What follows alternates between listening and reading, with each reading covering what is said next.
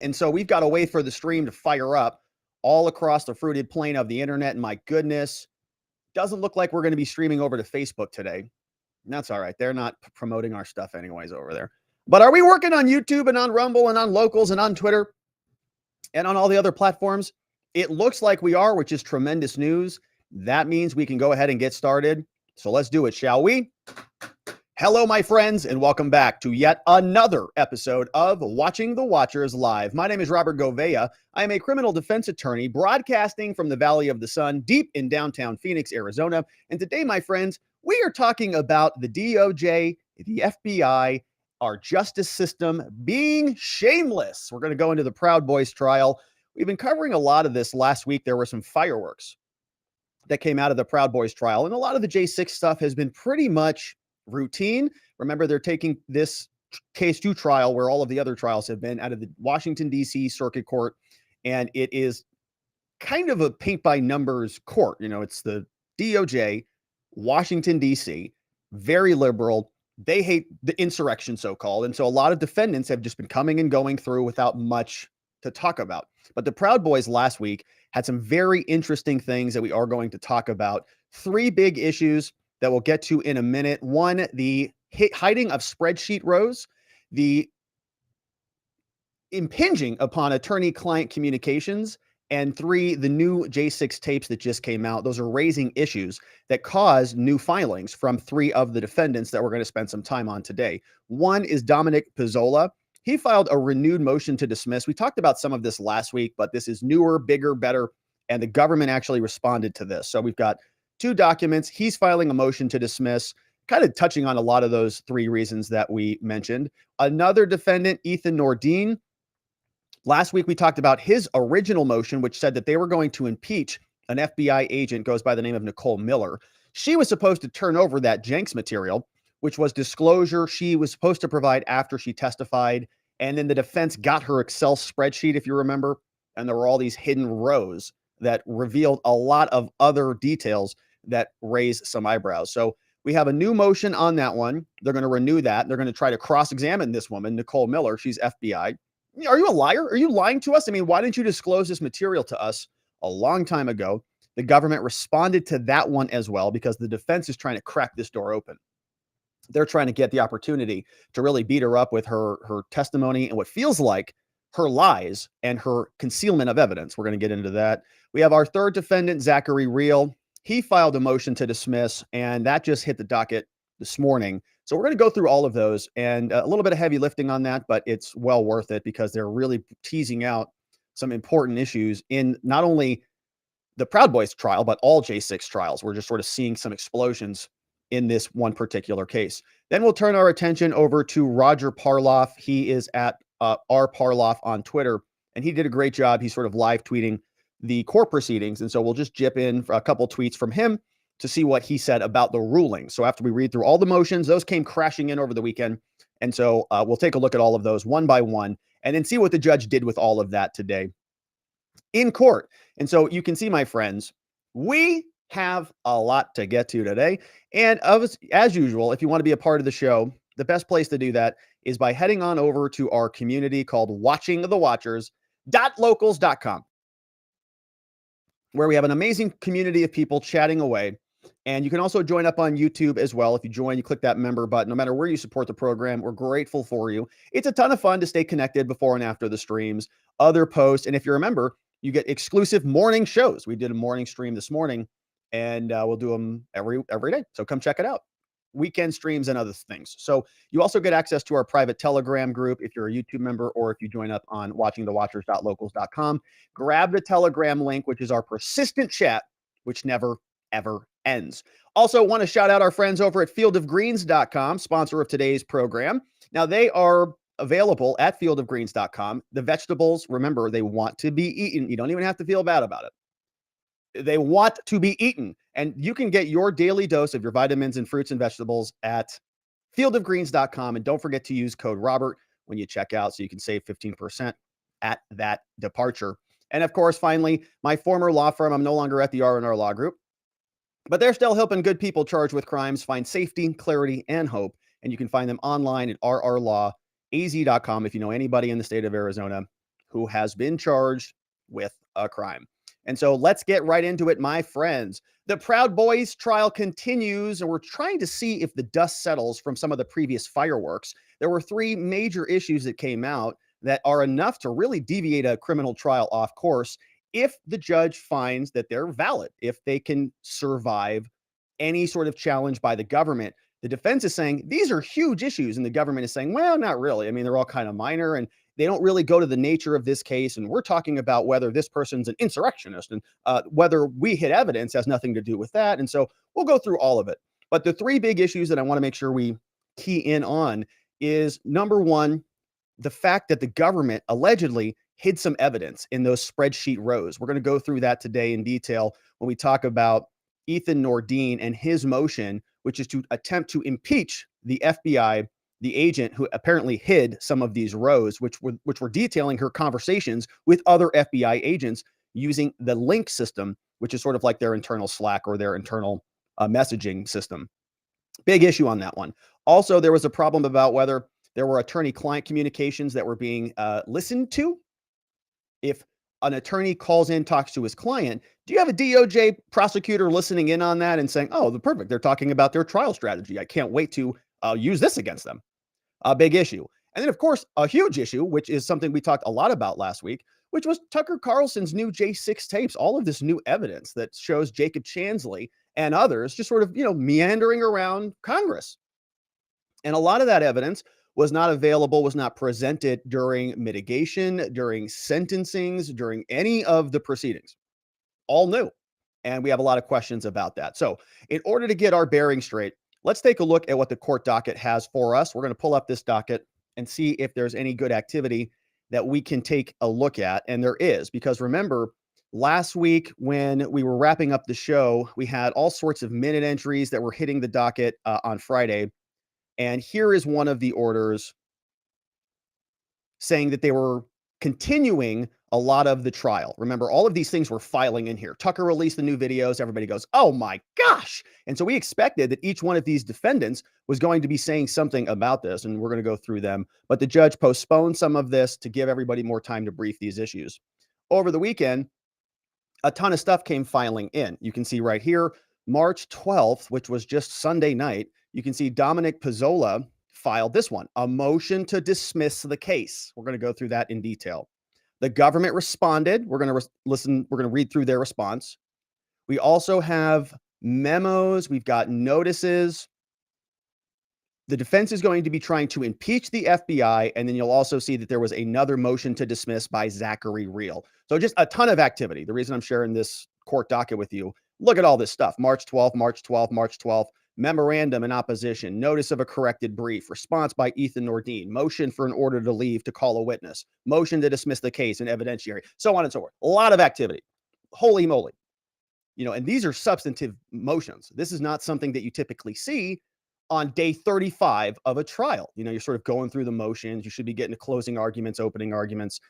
Closing arguments. You've already finished opening arguments, about to hand this thing over to the jury. And now we have this witness, this FBI agent who just dropped the ball. She apparently, allegedly lied. We also have this new video that comes popping out from Tucker Carlson. It's like, holy moly, this is crazy. How did this all just happen all of a sudden, all come crashing into one case? And everybody's trying to take full advantage, rightfully so. So we're going to go through each one of those filings and familiarize ourselves with each one of these defendants here. But we also want to understand who is the judge who's going to be issuing the rulings. And that individual is called Timothy J. Kelly. And I was looking up this guy today, trying to understand who we're working with over here. And I found some information about him. So he was appointed to the U.S. District Court for D.C. in September 2017. Guess who appointed him? Trump did. He received his AB from Duke. He went to Georgetown, senior associate editor. He began his career at Arnold and Porter. But look at this. In 2003, Kelly joined the U.S. Attorney's Office. The Department of Justice at the District of Columbia, where he was a U.S. attorney, where he prosecuted a variety of offenses, including serious violent crimes and drug trafficking and white-collar offenses. He joined the public integrity section. He got an Attorney General's award. Oh, great. And he got an FBI award, service award. Great, in 2007. He was also served as chief counsel for national security and other things. All right, so you see what sort of a judge this is, and all due respect to the judge, but you see sort of what he does. Right, in 2007, he's a former prosecutor. He's kind of a lifer prosecutor, DOJ guy. Got awards from the DOJ, from the Attorney General, from the FBI. So he's kind of one of them. Okay, I just hate to be so blunt about it. He's kind of one of them. That's how these things work. Now, this is the Wikipedia article. A little bit more about him. You can see he was appointed by Donald Trump. Been in office since 2017, clerked for other people, worked for Charles Grassley. Chuck Grassley, yeah, that's Senator Chuck Grassley. Senate Judiciary, he got voted in 94-2, and he's also somebody who's a member of the Federalist Society. So you love that too, right? So it's kind of that class of individuals and judges, and they don't look too kindly on the J6ers, as we have figured out. So we are now going to go into the motions. Dominic Pezzola, one of the Proud Boys charged in the J6 cases, filed a couple of motions. One big one is this renewed motion to dismiss, and the government has responded. So Pezzola is saying this case should be dumped. It is invalid, and we're going to go through the arguments here in some detail. And this is a good one. Now, when you're a defense attorney, as I am, you love the opportunity to bring in every one of these arguments and just stack them like this. This is a beautiful opening to a motion. You feel good. You're feeling great. It's like when you put on a new suit, you go, man, I look good right now. When you're writing this motion, you're feeling pretty dang good about this because so much has happened right in the middle of trial. As I was explaining earlier, this is kind of a weird thing when you have a seismic shift in the entire culture. Elon Musk is saying free Jacob Chansley now, okay, for crying out loud. I mean, what the heck happened? Everybody's talking about it, and everybody is saying this is insane. So you're a defense attorney. You're going, wait, is it Christmas already? What happened here? Where did all this come from? You're feeling pretty good. You're looking good. The suit fits. So this is 8 pages, and this got filed on March 12th, 2023. Out of the DC court, it's U.S. of America versus Dominic Pezzola. And so let's take a look at who these outstanding defense attorneys are. We have Roger Roots chiming in here, who drafted this motion. Let's see what it looks like. He writes, now, defendant Pezzola's renewed demand for dismissal and an evidentiary hearing. So he's going to dismiss it again, renew it again. He already filed one of these. We're going to sort of catch up on this one. Also, a memo. He's saying that Pezzola's due process rights have been violated. Sixth Amendment rights have been violated. He's saying that the scope of cross-examination for Agent Miller needs to be investigated. Agent Miller was Nicole Miller, who was the FBI agent who said, oh, here's all my communication. She gave everything over. She said, yeah, this is what we talked about. It's all in here. And then, is that everything? Is there anything else in here? Nope, that's everything you got. Well, it turns out they unhid a bunch of the Excel spreadsheet rows, and there was a bunch of other communications in there that, oops, Special Agent Nicole Miller just forgot about. There's also in this argument a request for an appointment of a special master and or special counsel. And so we love these requests. Now, this is all being filed on behalf of Dominic Pezzola, but he's not alone. Other defendants are filing other motions, and we're going to see what the judge had to say about this today after we read through all of these motions as well as the government's response. And so as we go back to the filing, they say, all right, here comes the attorneys, and we are asking for the following. 1, we submit that Nicole Miller's messages from fellow FBI agents, they say that these contain extremely casual discussions of evidence tampering, witness tampering, destruction of evidence, fabrication, altering of documents, all relating to confidential human sources among Miller and her FBI colleagues, which is a big, big statement there. And maybe we should take it. Well, we'll continue on. Now, they say that we're going to detour. I want to make sure we're clear on this. Now, I want to make sure we're clear on this. The original motion was this. This was filed back on 3/9/15. And if you remember, the FBI agent that we're talking about, her name is Nicole Miller. And these are some of the messages that she was sending back and forth. So before we go back into Pezzola's new motion, these are the spreadsheets that I was talking about. So they're saying that she's communicating with somebody else, in this one, T. Wang, and saying that they are editing out whether a confidential human source was present. This message says you need to go into that confidential human source report you just put and edit out that I was there. Okay, so manipulating evidence involving confidential human sources, pretty catastrophic, pretty serious stuff. That was filed back on March 9th. And so we're going to pick up from there. The judge said, this came out in the middle of basically of a hearing. And the judge said, all right, everything is continued. We're going to postpone everything, brief this stuff up, and then we'll come back and argue about it. So this was the motion that they were originally referencing. Now, back to Pezzola. We're going back to Dominic's motion. They say that all of those spreadsheets constituted evidence tampering, witness tampering, destruction of evidence, fabrication, alteration. What do you mean go in there and change that somebody was there who was not there?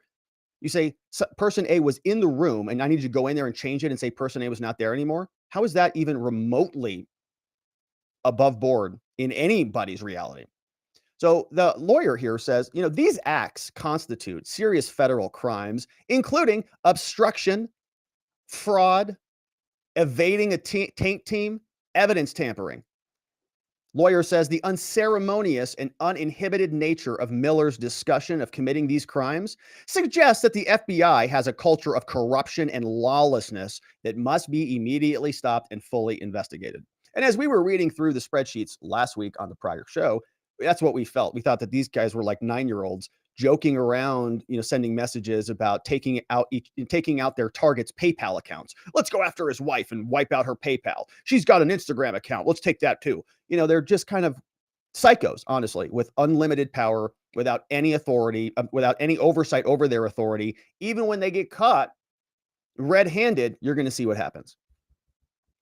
So the defense says further, Special Agent Miller's hidden messages reveal casual discussions among the FBI regarding the monitoring of co-defendant Rehl's strategy. That's Zachary's strategy. We're going to read his motion next. Rehl's defenses and interesting points and ways they can get around those defenses. So they're snooping on the attorney-client privilege phone calls. Defense says that contrary to the U.S. government and their assertions, this monitoring of attorney-client privileges was explicitly intentional. It was knowing, systematic, and it was willful. They said, we need to find other emails. They were rummaging through the garbage. Additionally, these messages indicate that Miller, special agent, and the FBI's awareness that the government's conspiracy claims in this case are false, and that such allegations can only succeed by trickery and overzealousness by the U.S. Attorney's Office. Somebody said, quote, my assistant U.S. attorney is just a little overzealous. And a lot of those messages were referencing that. They were saying, is this going to get us over the hurdle? Is that going to be enough for the conspiracy charge? Because they had nothing. Now, there was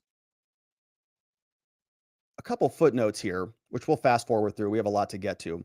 They say that Special Agent Miller, of course, is the very agent who lied to Jeremy Bertino during the government's interrogation of Bertino in order to trick Bertino into falsely pleading guilty to crimes he didn't commit.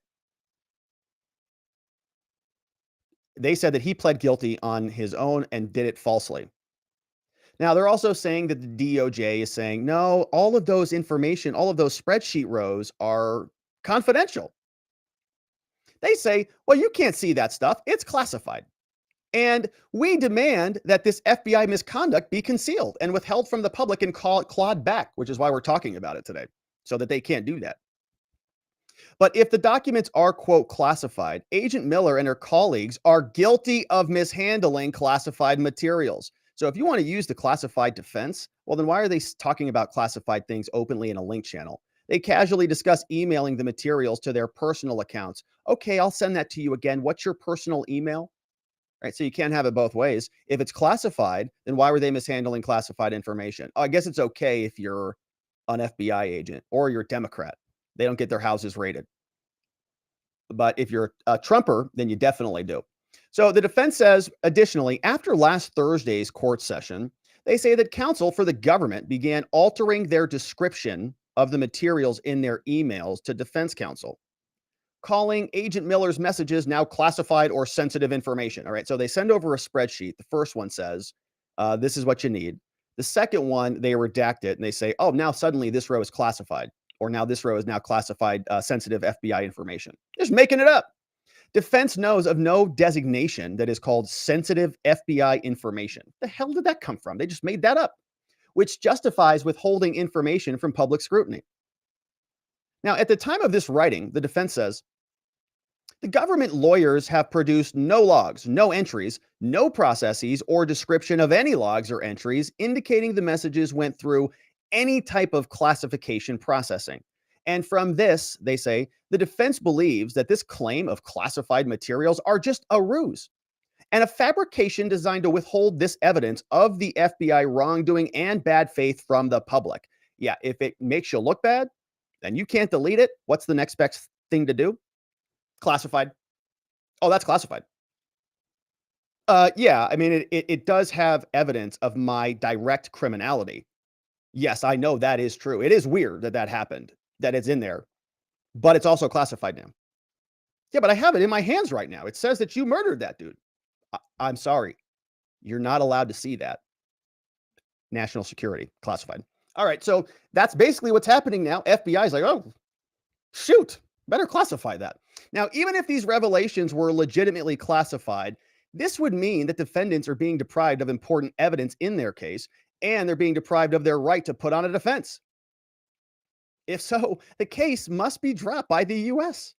And were this trial to go forward, this would be a due process violation, given that there is evidence that the government carefully crafted its prosecution around defense strategy communications, spying and tapping into the phone calls, unlawfully, unintentionally, and systematically and deliberately gained a benefit from the attorney-client privilege. They say no new jury, no new trial could cure the violations because they've already tainted the trial, right? They've already gotten the conversation between the defendant and the defense lawyer in their mind. And so this can't be remedied by just getting a new jury or doing this all over again because they have got inside information. It's like if one football team got the entire playbook of the other team, could you just play the game again? Not really, right? It's kind of a, I guess you could, but you'd have to really think that through if they knew everything that you were going to do.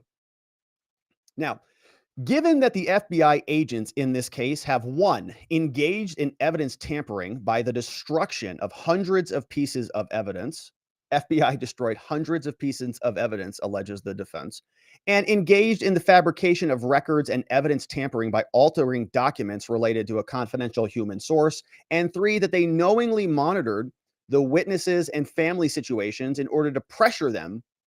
They say this case is tainted beyond repair. They say this case must be dismissed entirely and with prejudice. Now, they say even if this court overlooked this massive trail of FBI corruption and the trial were to proceed, defendants have a right to cross-examine Agent Miller, the allegedly lying FBI agent we talked about previously, the one with the spreadsheets. Regarding all these crimes, her missing emails, her discussions of violating the defendant's Sixth Amendment rights, her discussions of evidence tampering, and her discussions of altering documents. Each of these revelations are admissible as impeachment and credibility evidence, and we can use these things. Now, they say, Judge, all January 6th prosecutions should now be paused for evidentiary hearings and investigations, and we need our own special master and our own special counsel appointed.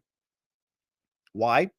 Well, because the FBI agent, Miller, her discussion with other FBI agents of evidence tampering is so casual that it evidences a culture of corruption amongst the FBI. It cries out for the immediate halt to all J6 prosecutions. And not only did FBI agents examine attorney-client communications, but they did so knowingly. They did it intentionally. And they did it with the intent to craft their cases in response to the intercepted communications. They said, quote, I need to find other emails, these sneaky FBI agents. Oh, I got one. There's more where that came from. Let's go after the wife. At no time did Agent Miller or any FBI agent rebuke or denounce a colleague during the discussion of these crimes. Now, further, there is mention of evading a taint team in Miller's messages, the FBI agent. Upon recollection and belief, they say Miller's fellow FBI agents indicate hopes to avoid taint review, meaning the FBI is explicitly making a mockery of the Fourth, Fifth, and Sixth Amendment restrictions in order to wrongfully convict defendants. They don't want to go through a procedure that triggers a taint team review because that would really slow their process down. And of course, a taint team, as you know, want to make sure that you don't gobble up like when the FBI went and raided Trump's residence and rummaged around Melania's closet. They didn't want to gobble up all of the attorney-client privileged information. So they brought in one team to go gobble it up, another team to look at it all, and then teams to separate it out. And they put them into, this is attorney-client privilege buckets. This is not. Here, the FBI is saying, I'm hoping to avoid the taint review completely. I don't want anybody looking at any of this stuff. Now, they say that this is very reminiscent of FBI's COINTELPRO. They say on March 8th, 1971, a cab driver, a daycare provider, and two professors broke into an FBI office in Pennsylvania to rummage through FBI cabinets.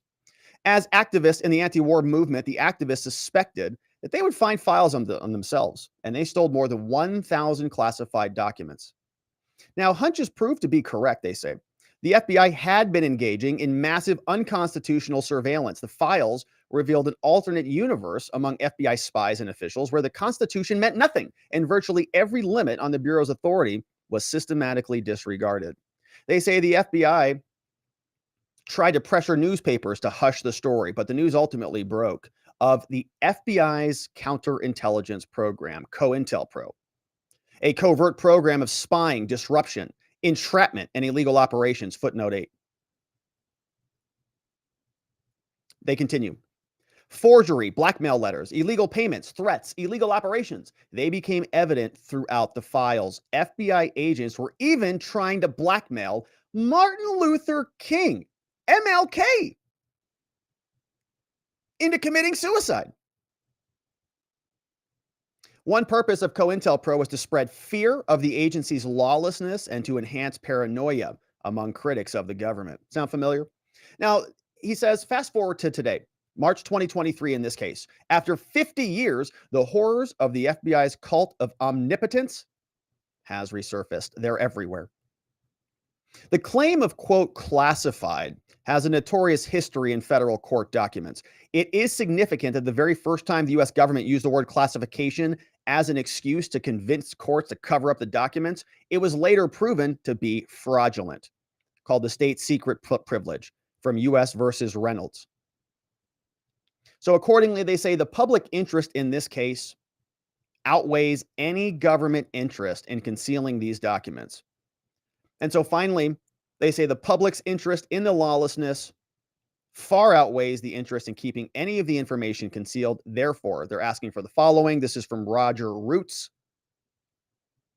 Dismissing this case with prejudice, appointing a special counsel, appointing a special master, scheduling extensive evidentiary hearings, and releasing defendant Pezzola from custody.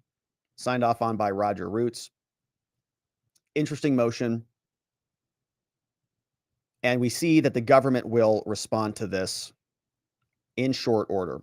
Now, that was on behalf of Dominic Pezzola. And so the government did respond. That was a renewed motion to dismiss, and Dominic Pezzola has filed several of them. But let's see what the government says in response to that. Now, here's what they filed. 10 pages, filed 312. This is the government's opposition to a dismissal or a mistrial. Now, here's the defense of the Tucker Carlson videos, essentially. This is the DOJ responding to what Tucker released, they say. In his filing, Pezzola moves the court to dismiss the case against him due to recent revelations on the Tucker Carlson show. And we watched many of those videos here, including the one that showed police taking Jacob Chansley all over the place and opening the doors for him. They say that that video from Tucker purportedly proved that Congress overreacted. Pezzola says his case must be dismissed. But they say these arguments are not connected to reality. First, They say all the footage of the Jacob Chansley video that aired on Tucker Carlson earlier this week, they say it already had been produced to the defendants in discovery. So they say that Tucker didn't even have anything new. That's the DOJ. We gave you guys all of that stuff. So I got a big question about that one. Did Jacob Chansley's first lawyer have all of that? Is it sitting in his file? Did he review it? Did he present it to the judge? Did he make any arguments in any of his negotiations with the DOJ about that, mitigating what Jacob Chansley did? I don't know. But it's a good question, because if it is in their discovery, if they did disclose it, there's typically receipts for this stuff. When you pick up discovery, they don't, you don't just walk by and say, "Hey, good to see you, John. Thanks for my files." Right? You sign it out. You say, "I got this thing." And in some cases, they make you pay for it. In some cases, they make you exchange a CD or a thumb drive for it, just so you could have a record of this. Because the last thing that you want in a trial is for a defendant, or a prosecutor to present something in court and for the other side to say, "What the heck is that? I've never even seen that. You haven't disclosed that to us." I've used that in trial. Judge, I don't know where this evidence came from. They never disclosed that to me. And they say, "Yeah, I did." And they flip open their file and they say, and they go, "Oh crap, I didn't disclose that to him. Guess I can't use that now." Right. And I know that. But here we have the question about this. Was any of this disclosed? There should be records. All right. Second, there has been overwhelming evidence of the dangerous riot at the Capitol, they say, which was brought about through the actions of Pezzola and his co-defendants. Overwhelming trial evidence that the dangerous riot was brought about through the actions of Dominic Pezzola. This is one of the most insane things that we've seen come out of these cases, is that every single individual co-defendant or defendant, these are co-defendants, but every defendant is like singularly responsible for insurrecting America and interfering with democracy on that day. They're all responsible for it. Even though you could sort of apportion the responsibility, like break the pie chart up, and you could say every single defendant, if there were 950 of them, each one of them maybe has a 1/950th piece of the entire ordeal. But they don't do that. No, they say everybody gets 100%. Dominic Pezzola, 100%. He brought about the dangerous riot. Okay. Third, they say the attorney-client communications in question were not privileged. They say that these were taking place on an overtly monitored jail email system, which is just, that's really pushing the boundaries on that. Well, you knew it was monitored. You knew we were monitoring it. And so if you wanted to communicate through that email, you can do it. And they've been available to the defense ever since they were produced. And fourth, Pezzola's other claims of misconduct by the government have no basis in fact. Let's see what they say. They say, one, the government has already produced the videos shown on Tucker Carlson. They say we gave all this stuff to them anyways. Beginning on Monday, March 6th, Carlson's show began airing portions of the footage. We watched it. Based on what was shown on the television, Pezzola now asserts that the government withheld some of the footage. Both claims are false, they say. The videos were, in fact, produced in discovery.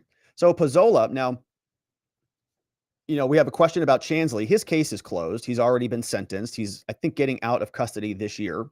He's here in Arizona. His case is closed. Now, there are mechanisms that people are investigating about reopening it or accelerating his departure and other things, probably all long shots. But this case is wide open still. So now we're asking, is that relevant to this? And here they say that Pezzola's motion describes shocking footage of Chansley walking calmly through the halls of the Capitol.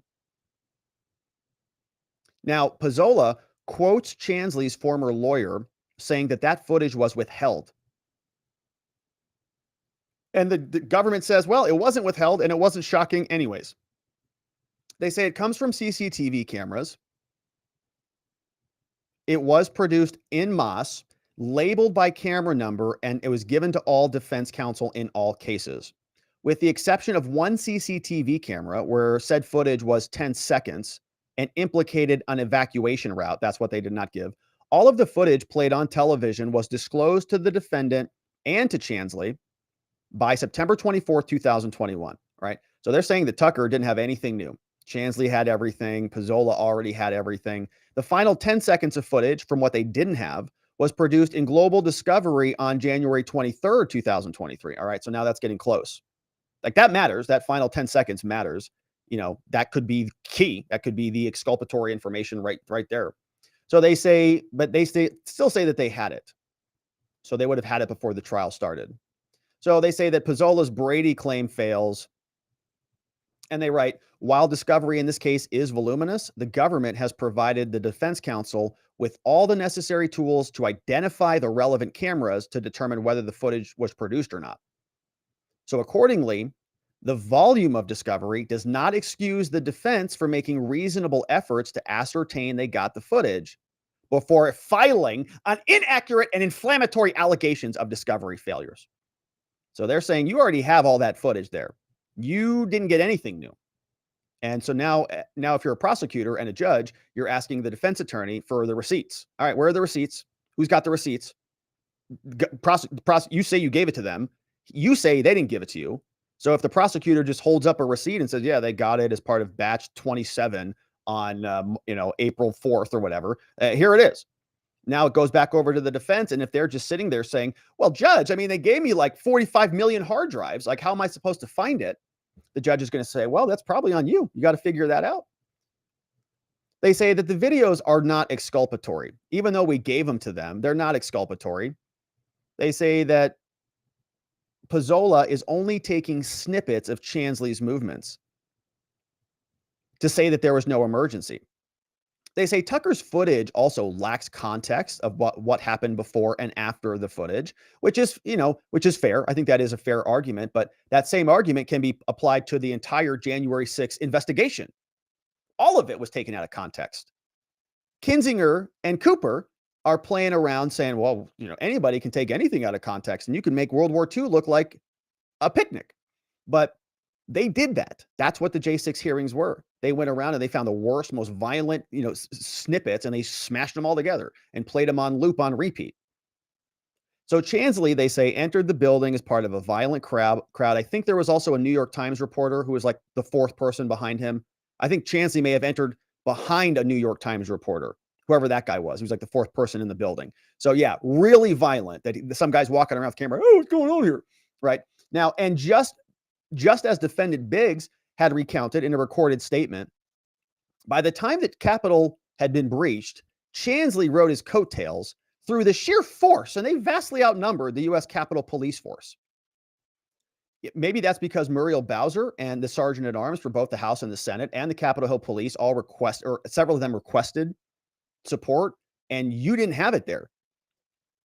Vastly outnumbered. Now, so I guess they're going to blame every single person for that because they were incompetent and they couldn't protect the congressional building. And you heard other videos of police saying that they were misled, that they were put around different locations and that they were set up, I think is what one of them said. Now, as a result, for a period that afternoon, those defending the Capitol were in triage mode. Yeah, waving them in, we watched them wave them in, trying to deal with the most violent element of those unlawfully present. Okay, and remember, according to their 24-month numbers, there's less than about 300 violent offenses. Okay, just so we're clear on that. Less than 300.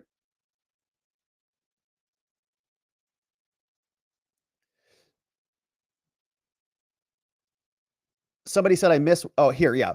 Access as a result of Pezzola's destruction of a window. There you go. Okay, so there's the so here that came in from Lance. You missed where he said destruction of a window. There you go.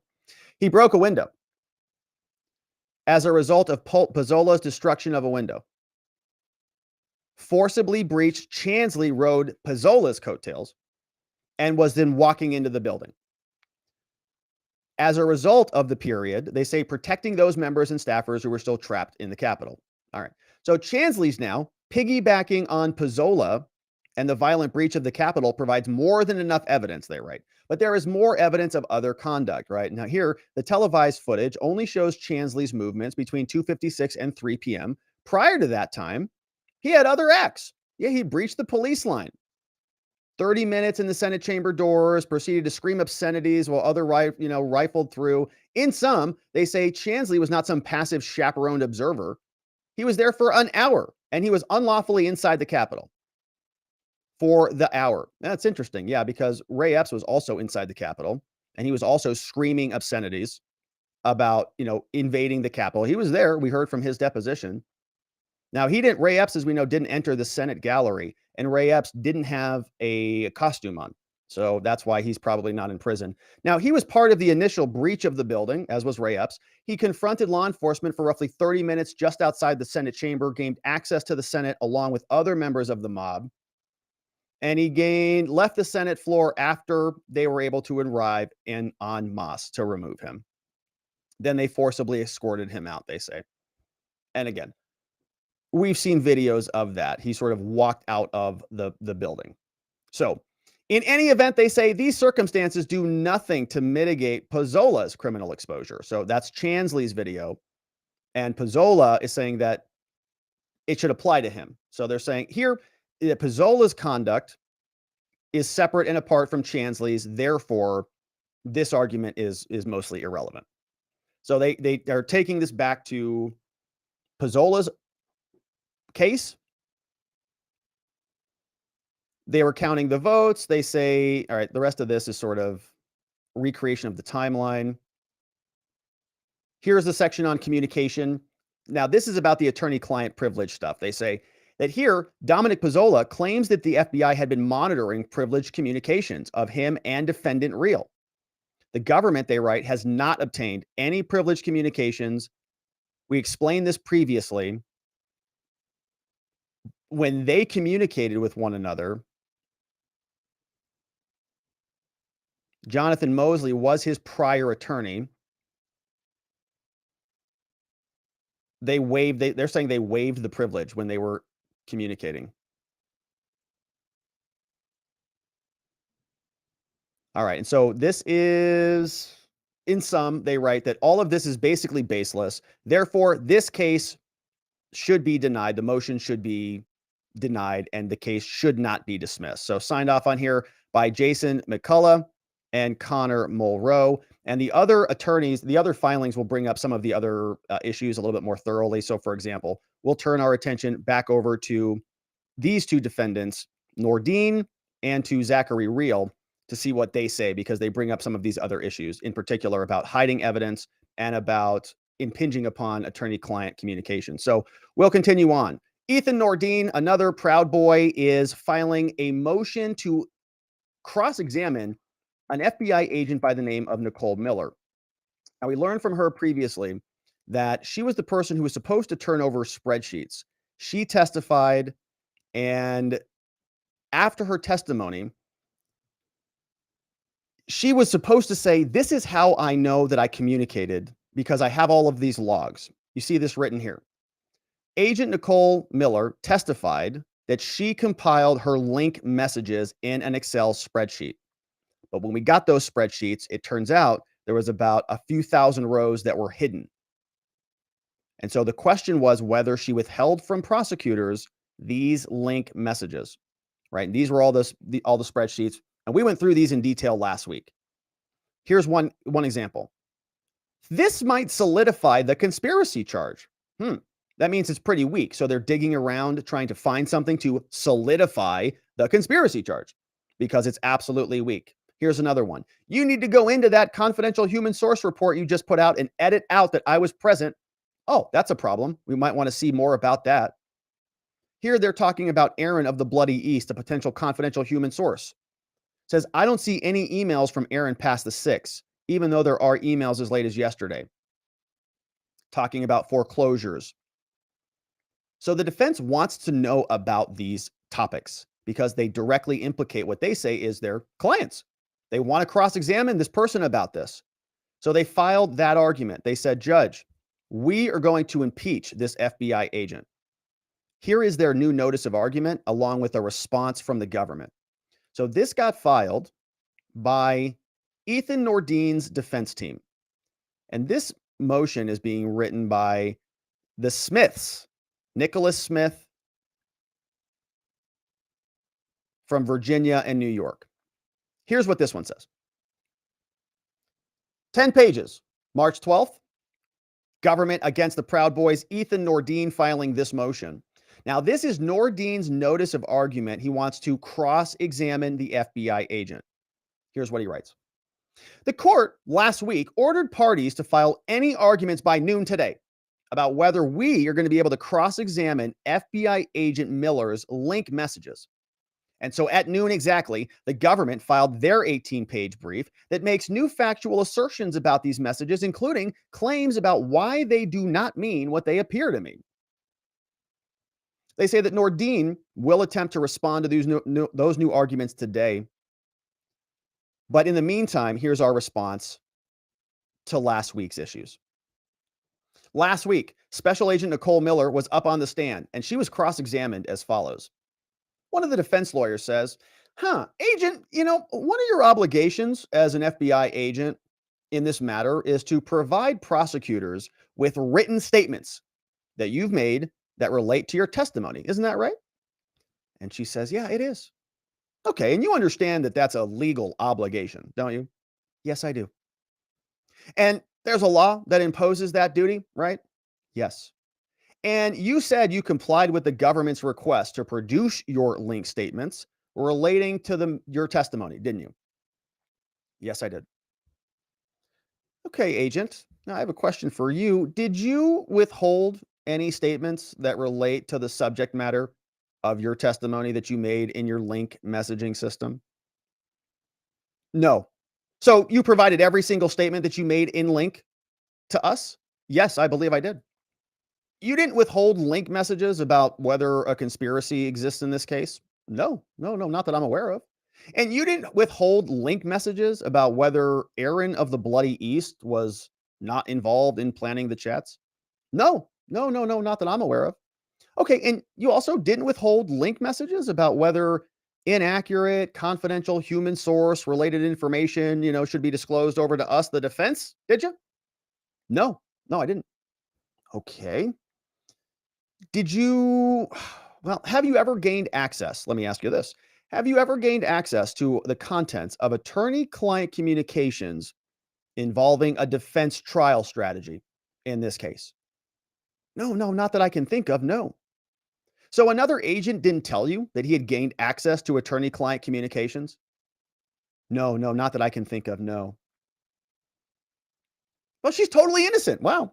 Now, as the court knows, says the defense, the government produced to the defense an Excel spreadsheet containing Jenks statements that Agent Miller compiled for her testimony from the link messaging system. Now, the sheet contained approximately 25 rows of link messages. However, once we got the file, a close examination of the agent's sheet revealed thousands of hidden Excel rows of link messages, over 11,900 in total. So Nicole, she's like, oh, I'm just going to get all these file, export, link, export all the file. Oh my gosh, that's a lot. Let me make sure that I have nothing in here that I don't want to disclose to the defense. And she's going through this. Oh man, like most of this is pretty bad. Okay. How about this section? This is all they need to see. All right. Highlight all, shift, select those, hide all, boom, all of the rows go away. Oh, this looks good. Perfect. Okay. So here's 25 rows of my evidence that is actually related to this case and that I think is related to this case. All of the other bits of it has been hidden now. Here's your file. Defense attorney goes, this is weird. It goes from 1 to 25 to 11,927. You go, that's weird.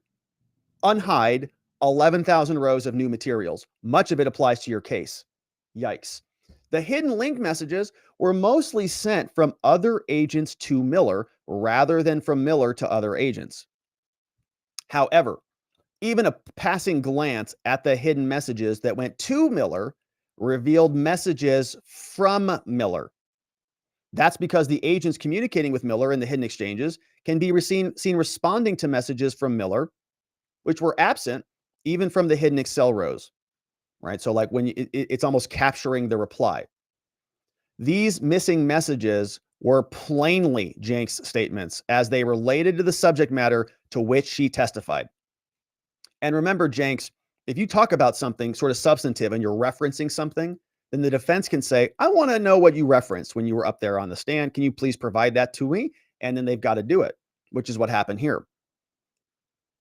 Now, whether or not missing messages formally constituted Jenks materials, however, they plainly contradict her statements. So when Nicole Miller was up on the stand, they asked her, you didn't withhold link messages?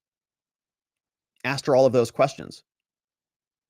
And Another agent didn't tell you that he had gained access to attorney-client communications about a defendant? And did you withhold messages? At this point, when this testimony was going on, the judge said, all right, enough at this point. Stop the proceeding. At this point, cross-examination was stopped and the jury was sent home prior to the end of the trial day, right? The judge didn't like these questions. So the judge said, it's 4:30. You guys can go home now, because he didn't know what to do about it. Because this defense lawyer, shout out to this defense lawyer, Smith, says, oh, you didn't withhold linked messages about a conspiracy? The jurors are like, what the hell's going on right now? This is crazy. Because this defense attorney's beating the heck out of this woman. You didn't withhold link messages about whether Aaron of the Bloody East was not involved in planning the chats? She goes, and you didn't withhold link messages about whether inaccurate CHS related information should be disclosed to the defense? No. Freaking out. The judge says, all right, enough. All right, go home, everybody. Go home. Now, the following day, an attorney for the government appeared in court and requested an opportunity to question Agent Miller outside the presence of the jury and right in the middle of her cross-examination. So they got to fix this person. Like, uh-oh, we're in big trouble now. So now the questioning went as follows. Okay, question. An attorney for the government requested an opportunity to, so this is government prosecutor now questioning government agent. All right, Special Agent Miller, link exists on the FBI's classified systems. Is that correct? She says, yes. Objection. All right, objections, they hash that out. The next question comes out from the government to the government, says, did the cover memo to that link message spreadsheet that you turned in, did it advise you that, did the cover memo advise you that the spreadsheet before it was reviewed was classified at the secret no foreign level? Question mark. Objections. So Special Agent Miller is another question. When you received the spreadsheet of messages back from headquarters, what was the overall classification level of that spreadsheet? Oh, she gets the right answer this time. Perfect. She says, oh, that was secret, no foreign. Secret, top secret, ultra classified. He's like, yes, perfect. You got it. Great job. We're going to give you a star for the refrigerator when you get home tonight. Finally, Agent Miller explained how she received and compiled her link statements for the production to the government. Okay, now, Agent Miller, do you recall the steps that you took to review the spreadsheet before you provided it to the U.S. attorney? Yeah, I believe I do. Yeah.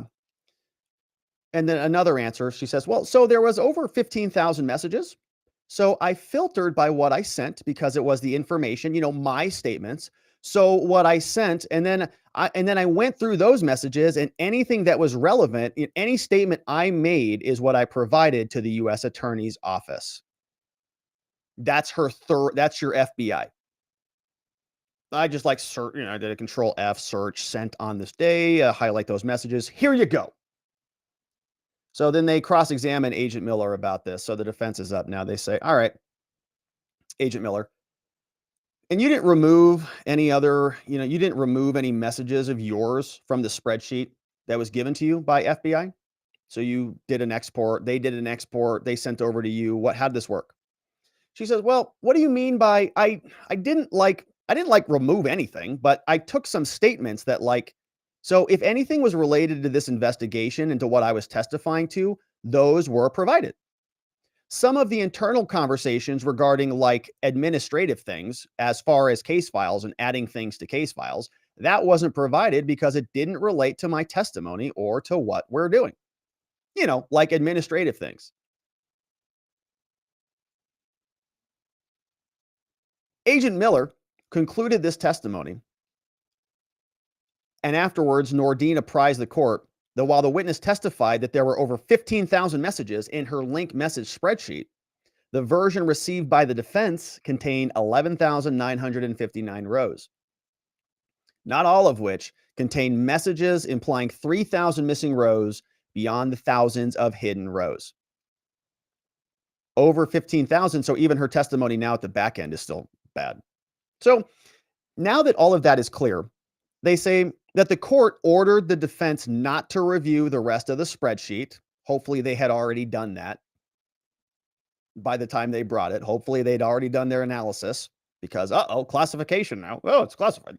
Pending a classification review, on March 10th, the government delivered a cleared version of the spreadsheet along with a cover letter. Among other things, the letter stated, it appears that based on Miller's testimony that she filtered this spreadsheet. Oh, and then deleted those messages that appeared to either be classified or not subject to production.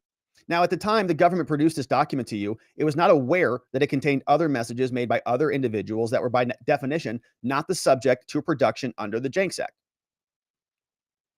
So it's just a bad filter and it's just a miscommunication. Sorry, you got all of those details. Now, as for the classified material, the letter states that the classified document that was originally produced to you contains about 12,000 rows. A number of those rows, however, contain no message content. The government has deleted those rows, leaving only the rows that contained a message sent to or from Miller. The government also deleted the index tab. Finally, the government removed 80 rows from the spreadsheet that contained classified information, or here you go, this new made up thing called other sensitive FBI information, which is this new category that they invented that seems to just be covering up their criminality. You know, oh, shoot, do we break the law there? Yeah. What do we file this in?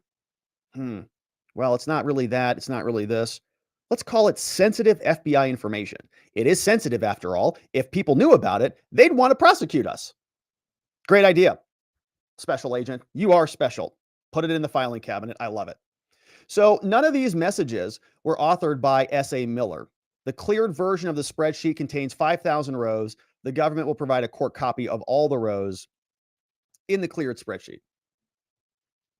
Now, the government's letter, this is the defense, demanded that the defense destroy any copies of the original spreadsheet. So defense counsel received the letter 1:44 p.m. At 2:15, Nordean asked the government to explain what evidentiary privilege would require defense to destroy a discovery production containing sensitive FBI information and what that term meant.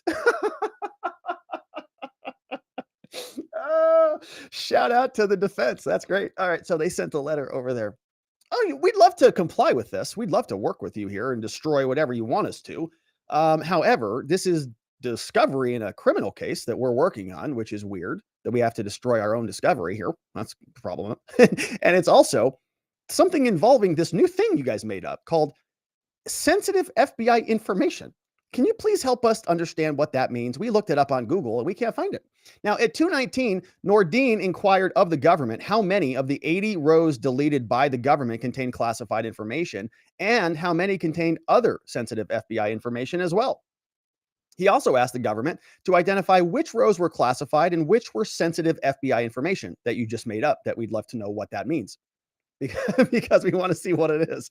To date, the defense has received no response to these inquiries. That's right. All their lawyers over there at FBI headquarters are still scrummaging around trying to figure out what to do about it.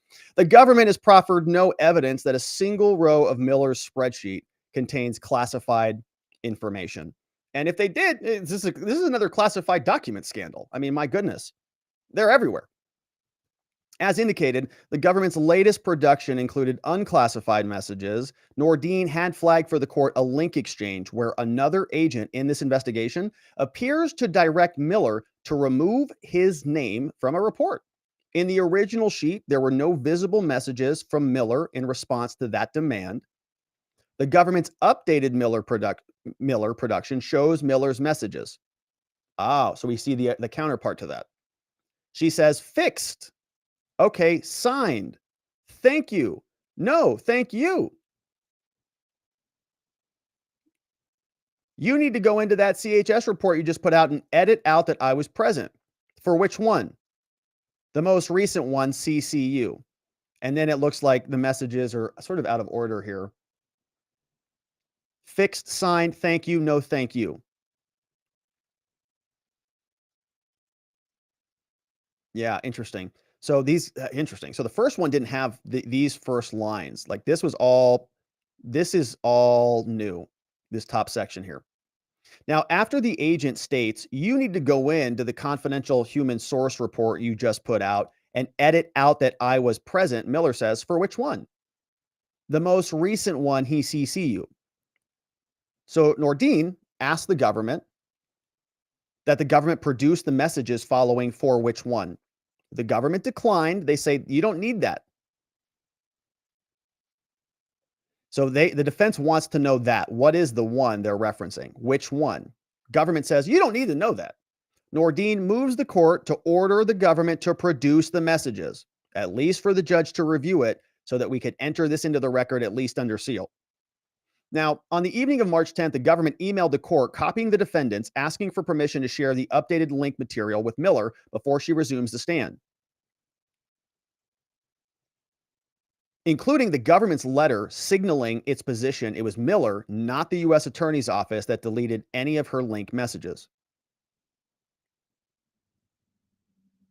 We have some brief argument.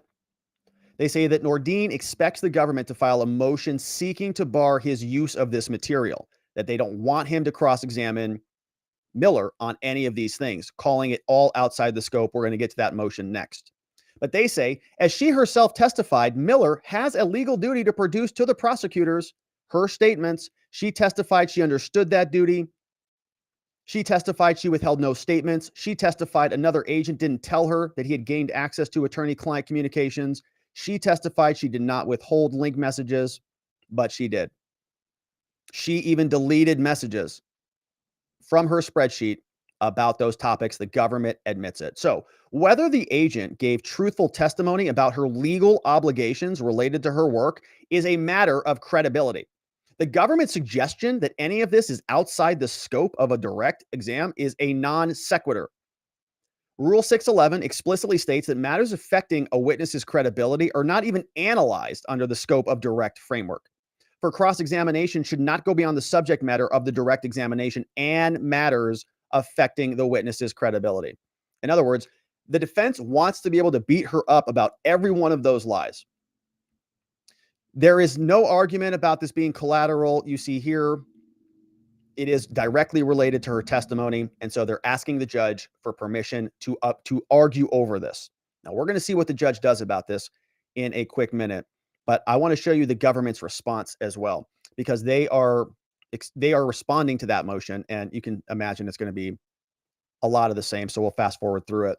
But here's their response. They say, the United States Attorney's Office says that our FBI agent is amazing. They write, at the end of the day on trial, counsel for Nordean asked FBI Special Agent Nicole about questions. And there was a spreadsheet problem that popped up. But later that evening, we solved it all. We know what happened.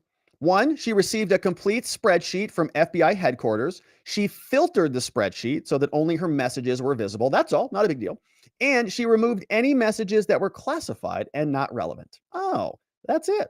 And then on March 10th, the government reproduced its original production, less 80 rows. Yes, those were classified. Yes, they were sensitive. And the government's reproductions are significant overproductions. We do not believe that the vast majority of the messages we were even required to be produced.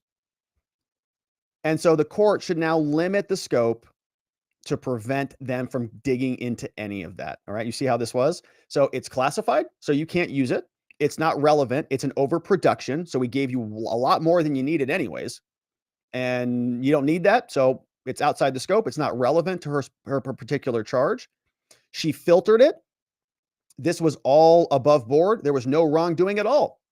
She didn't delete anything. She just deleted the classified materials, or wanted to, and filtered it out. No malfeasance at all. And so, judge, you should limit all of this. Anything that they want to explore about those messages are outside the scope. You see where that argument's going to go. They say that it's only limited to her direct testimony. So if she didn't talk about it during the direct exam and they want to talk about these other confidential human sources or whatever, they say that's not even related. So they're going to put it outside the hula hoop in that manner. We have another argument. They say if a prior statement relates to something outside the scope of redirect, it's excludable under Rule 403. Very important rule we talk a lot about here. Whether something is more probative or more prejudicial. It's kind of this balancing test. We call it a 403 balancing test, where on the one side, you'll say, all right, this evidence is really, really, really harmful if they hear about it, right? If the government is found, if this FBI agent is found to have been lying and hiding evidence and manipulating evidence, you can imagine how harmful that would be to the jury. Very harmful to the government in its case. And so oftentimes this works the other way, right? The defense doesn't want some evidence of like a prior criminal charge to come in, because if the jury heard that they murdered somebody 10 years ago too, that would be very bad for them, right? So they keep that stuff out because it's just too far removed. So here, if the government, if the jurors hear that the government lied about this stuff, big deal. So now we have to say, all right, is it worth it? Is it important enough? Is it related to the case enough that they should hear that, because it's more probative than it is prejudicial? Probative meaning it tends to add value to the determination of the outcome. Does it aid the trier of fact? Does it aid the jurors in coming to a conclusion? If it does, and it's prejudicial, that's okay. We'll let it in. But if it doesn't aid them and it's only prejudicial, we're not going to let it in. So the government is saying, the fact that our FBI agent is being called a liar, it's going to be really bad for our case. And judge, you got to keep it out. Here is what they're saying. It's not attenuated enough. It says it has no real probative value. They say it's unfair and it's prejudicing the government. As the court has already explained, it's improper to elicit testimony about an agent's opinion. They say, like all other reports, confidential human source reports are reviewed for accuracy. You need to go in and make that adjustment. It's just routine. That's all it is, man. It's not even a big deal. Agent Miller responded for which one? The message referred to an email sent by the CHS, who is an online researcher and not even a member of the Proud Boys. So he didn't realize that he was copied on the emails. And so somebody got copied on the emails. And so if they are copied, then they're not present for purposes of the email contact. And because of FBI policy, he cannot approve a write-up of the source. It's just a miscommunication, everybody. Oh, man, another one. Man, all these miscommunications. Nothing went wrong. In short, the exchange concerns a routine clerical matter, and it does not suggest any wrongdoing on the part of the FBI generally or of Agent Miller personally. So stop asking for us, okay? We never do anything wrong. Now, the destruction of other evidence. They say, as the court knows, disposal of evidence is routine and part of the life cycle of every criminal case. And so the destruction of evidence related to these 338 items of evidence from a nearly 20-month-year-old multi-co-defendant trial is not even a big deal. The special agent disposed of this evidence by returning it to family members or otherwise destroying it. It was not related to this prosecution. And it's just confusing. And so don't let the jurors hear about this, because if they hear that Agent Miller was destroying evidence, they're going to think it's about this case. And trust us, it definitely was not about this case. It was about another case from a couple decades ago, 20 years old, I'm sure.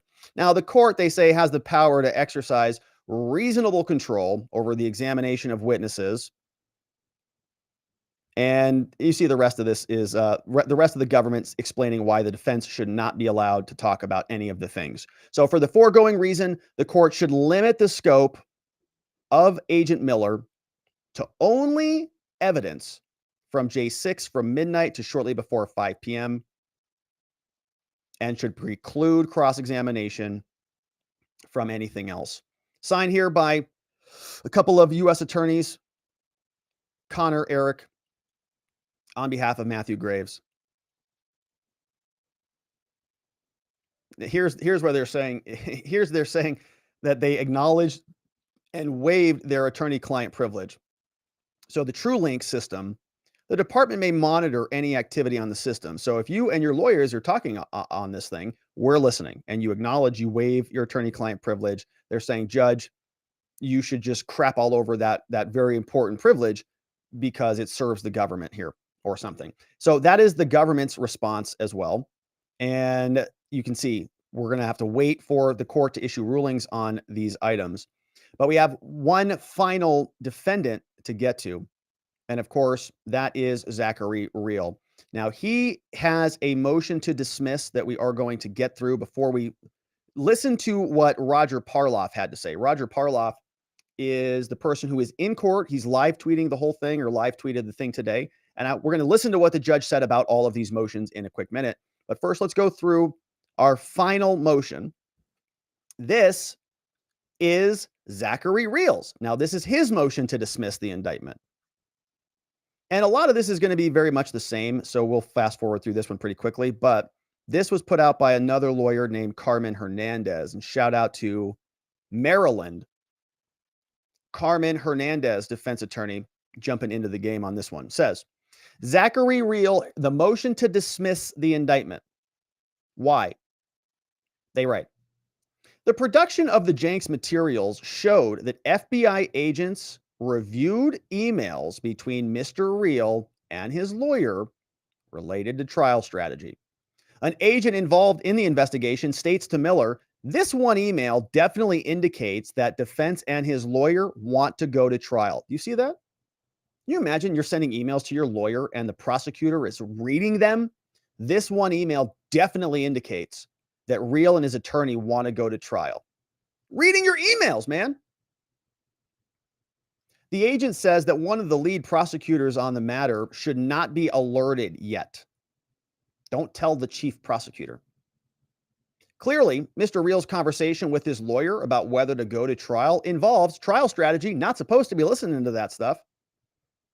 And this is one of the most fundamental issues facing a defendant in a case. So they tell us that the lawyer for Mr. Rehl reviewed Mr. Rehl's emails with his prior lawyer this past week after the Jenks material was produced. The government had produced the emails in discovery on June 17th, among thousands of other pages of discovery.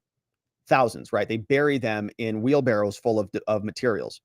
The cover letter for June 17th did not make reference to the emails between counsel.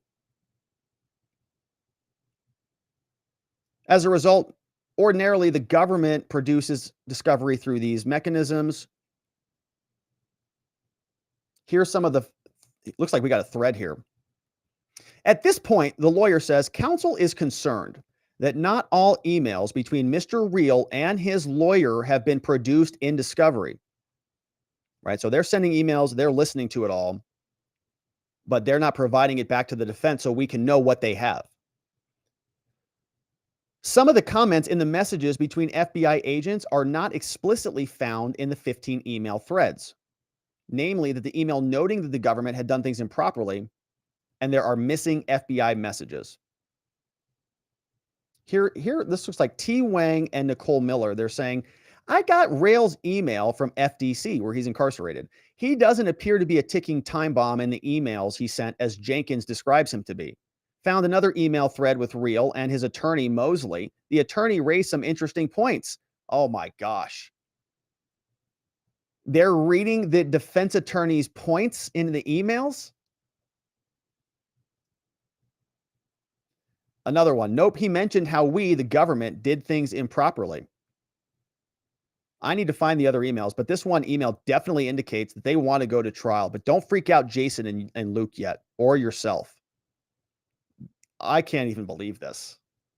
It's crazy that they are so shameless. I mean, really, the thumbnail.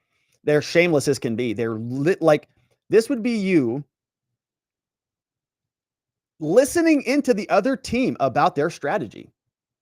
And just, no, this is what we're doing. Sounds like they're going to trial. We're going to, And he waived it. He clicked the button. The lawyers clicked the button. So I guess it doesn't matter. It's fair game. Now, they say in claiming that the FBI agents did not improperly access the messages, the government relies on several assertions. First, the government says that he waived his attorney-client privilege because he clicked the accept button. But the emails don't contain any warnings about being monitored. The facts in this case distinguish the cases. She goes into some due process arguments here. Right to counsel has been a cornerstone of our justice system, no doubt about that. Our adversarial system, however, is not subject to the law of the jungle, but rather is constrained by the rule of law and ethical conduct.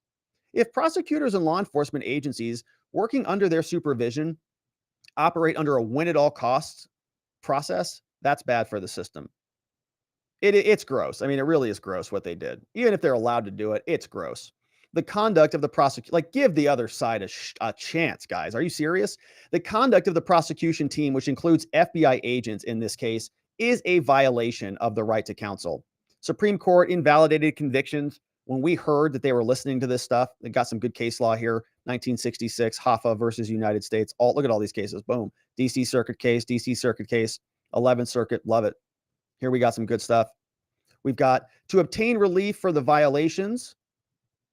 All they need to show is that these communications were unlawfully intercepted and that it caused a substantial detriment. A lot of case law here. Love this. Federal courts, she says the most serious illegal or unfair government conduct is outrageous misconduct that shocks the conscience. So intolerable, it violates due process rights under the Fifth Amendment. Does that sound like it shocks your conscience? It certainly does mine. My goodness. The fact that your government might be listening to your conversations with your lawyer openly and then alerting the prosecutor to that, it's shocking, is it not? Is that not shocking? Why? Because he clicked an accept button? He's in jail? She says federal courts must protect all of this stuff. This is outrageous. In this case, it appears that the prosecution was just listening to these phone calls to find something of possible value which might bolster their case. The monitoring may have been appropriate, but it doesn't give the government license to rummage through his conversations at will, especially those conversations with his lawyers. She asked for an evidentiary hearing if they don't dismiss this case, and she's adopting a lot of the other arguments as well. Wherefore saying, Mr. Rehl respectfully requests the court dismiss the indictment against him or request an evidentiary hearing on the motion. Good motion filed here by Carmen D. Hernandez out of Maryland. Lots of case law in there. It's shocking that they would do that. And it's the cavalier attitude with which they are operating is just so reprehensible. It really is egregious. Now, with all of those motions under our belts, let's take a look at what happened in court today. And to do that, we're going to go over to Roger Parloff. Now, Roger Parloff is on Twitter at @rparloff. He's a senior editor of Lawfare, and he's been covering this trial in an outstanding manner. And before he put together a whole thread on here. And so if you want to watch the rest of some of these exhibits that he posted, make sure you go and follow him. But he was there this morning, and we were sort of waiting around for the court to get in session. We just covered a bunch of filings that came in, and we now have to wait for a ruling on this. And so let's see what we've got now. Judge Kelly walks out. All rise. All right. Judge Kelly is now on the bench. Now, the judge says that he's prepared to make some rulings. Remember, one of these issues was about Agent Nicole Miller, FBI agent. She had a whole spreadsheet that she delivered, and that spreadsheet contained a lot of kind of hidden materials in there. Can the Proud Boys defense lawyers ask her about any of that? Judge says, I'm prepared to make a ruling about that. Let's see what he has. But first, he says, somebody else is withdrawing a motion. The judge also wants Knierson to respond to Carmen Hernandez and the Rehl motion. We just read that motion. He says, all right, so, okay, Carmen, we got your motion for Zach Rehl. Government, did you get it too? You got it? All right. You're going to respond to it? All right, cool. All right, next. Here, we're going to talk about an evidentiary hearing over the circumstances of that conversation. Says, yeah, respond, and then we're going to see if we can have a hearing on it. The government has said that there were ample warnings that they were being monitored. The prosecutor says, Judge, I mean, we can have a hearing on it, but they knew they were being monitored. We told them. And so who cares? And the judge says, okay, well, we're still respond to that. We'll see. He says, we got another motion in here from Roger Roots as well. That was the first one that we read from Dominic Pezzola. Judge says, all right, I also got Roots' motion. Did you get that too? Yeah, I got it. Okay, I'm skeptical about that one because I just don't think that the new revelations from Tucker Carlson matter, he says. But I do want to give you a chance to respond, government. So you respond, and we'll issue rulings on that later. So then, Judge Kelly now says, all right, now Now let's turn our attention over to Nicole Miller, this FBI agent. She's the one with the spreadsheet. All right, who wants to talk first? So Nick Smith, the great defense lawyer who was leading this cross-examination, says, I'm up first, Judge. I've got 4 areas that I want to ask about. This, and this. And the judge says, well, that's too bad for you there, buddy, because you're only going to be allowed to question about one thing: whether Miller was asked to create a report about a confidential human informant with another agent's name edited out of it. The only issue, not about whether she created a report or deleted any images or deleted any rows or was doing anything else at all. Only one issue. Judge said, well, the government was here. They said that this is much ado about nothing. But it's true that she could have edited out another agent's name. And so I'm going to allow you to ask her about that. Just very limited thing. And he says, okay, now another topic. Defense attorney for Rehl. Judge says, I'm not going to allow any cross-examination on this issue. So listening to the emails, listening to the phone calls, any of that stuff, can't ask about it. Rejected. Whether Rehl's rights were violated is a separate question we'll talk about later. But Nordean and also Pezzola, they lack standing. So they can't, in other words, the other co-defendants can't bring up the snooping issue. Only Zachary Rehl can do that. Judge Kelly says that these messages were not Jenks materials, and they don't relate to her credibility at all. So the fact that she deleted these things or didn't delete them, she filtered them and then hid them and then deleted the classified stuff, it has nothing to do with her credibility. There's no basis at all for alleging that she committed misconduct in this case, says the judge. She's great. FBI explained all this away. It was just a clerical error. That's all. It's the FBI. It's the DOJ. So attorney Smith for Nordean, he's jumping out of the chair right now. He's saying, Judge, can we argue that? I mean, look, no basis for alleging that she committed misconduct. I've got this. She said that this, and she said that this was all she compiled and she did it. And nobody else touched it. And then now we're finding out after the fact that all of it changed and they reclassified this stuff. And the judge says, hey, stop it. Doesn't let him argue, says you've had adequate opportunity to brief this, so we're not talking about it. Now we're going to go to a different issue. He says, okay, third topic is about an email from a different FBI agent that went over to Nicole Miller about Aaron of the Bloody East involvement in the planning. Judge says, that one's kind of close. He says, Agent Miller did not have an obligation to turn this over and didn't. And she didn't also testify about anything related to these messages. So I'm not so sure about that one. Now, how about this other bit of evidence about another agent commenting that her supervisor had assigned her to destroy 338 items of evidence? The defense is like, can I ask her about that at least? Can I please ask her about the evidence that she said she destroyed? Okay, government, what do you say? Government says, a judge, as we talked about in our brief, 20-year-old case, 20-year-old multi-defendant trial, had nothing to do with this case, totally unrelated. So she wouldn't have to turn that over anyways. And if you allow them to ask about this, then the jurors are just going to be speculating all over the place. And then they're going to talk about appointing special master and pausing all the J6 cases. And so the judge is just, okay, hold on a minute. So now Smith is standing back up on behalf of Nordean. He says, okay, Judge, so here's the deal. I know that you said I can't talk about this thing and that thing, but here is what I am going to ask Agent Miller about. Okay, the defense stands up. I know I can't talk about those 3 other things. I get the one thing, right? But here's what I'm going to ask about on that one thing. And so he starts talking. He's like, I'm going to ask her this and I'm going to ask her that. And Judge says, hold on there, attorney. What are you doing?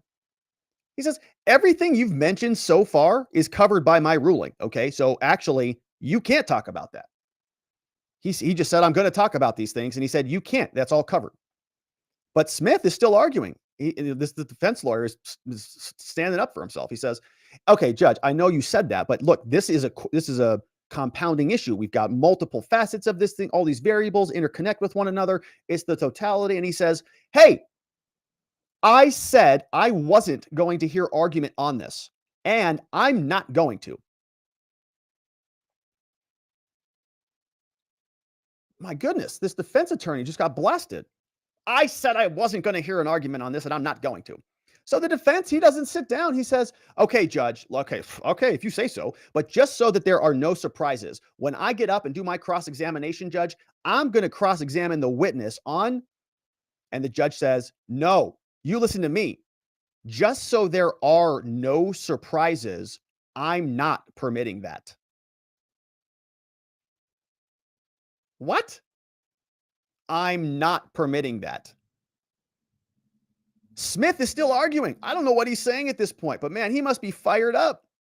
He's screaming, judge, and the judge said, I'm excluding it for substantially all the same reasons I just described. And another lawyer, Roger, he stands up and he says, judge, hold on a minute, okay? Like you just cut him off.